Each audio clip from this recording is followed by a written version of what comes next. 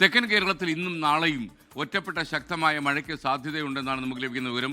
തിരുവനന്തപുരം, കൊല്ലം, പത്തനംതിട്ട, ആലപ്പുഴ ജില്ലകളിൽ yellow alert പ്രഖ്യാപിച്ചു. ഇന്നു മുതൽ തെക്കൻ കേരളത്തിൽ മഴ വീണ്ടും സജീവമാവുകയാണ്. താരതമ്യേന ഇന്ന് ഇപ്പോൾ തെക്കൻ കേരളത്തിൽ ന്യൂനമർദ്ദം ചെറിയ രീതിയിൽ മഴ സജീവമായി കുറയുന്നുണ്ട്.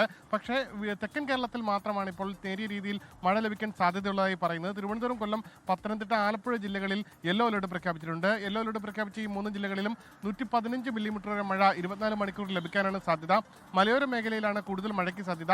പക്ഷേ തീരദേശ മേഖലയിൽ കാര്യമായ മഴ ഉണ്ടാകുമെന്നുള്ള പ്രഡിക്ഷൻ ഇല്ല. അതുകൊണ്ട് തന്നെ മത്സ്യബന്ധനത്തിന് മറ്റ് നിയന്ത്രണങ്ങൾ അല്ലെങ്കിൽ വിലക്കൊന്നും ഏർപ്പെടുത്തിയിട്ടില്ല. അതേസമയം അല്പം മുൻപ് വന്ന നൗകാസ്റ്റ് പ്രകാരം തെക്കൻ ജില്ലകളിലും മധ്യ കേരളത്തിലും ഒറ്റപ്പെട്ട മഴയ്ക്ക് അടുത്ത 3 മണിക്കൂർ സാധ്യതയുണ്ട്. ഏതായാലും ഈ മഴ നാളെയും തുടരും. നാളെ പത്തനംതിട്ട ഒഴികെ തിരുവനന്തപുരം, കൊല്ലം, ആലപ്പുഴ ജില്ലകളിൽ ഒറ്റപ്പെട്ട ശക്തമായ മഴയ്ക്ക് സാധ്യതയുണ്ട്. നാളെ ഈ 3 ജില്ലകളിലും യെല്ലോ അലർട്ട് പ്രഖ്യാപിച്ചിട്ടുണ്ട്.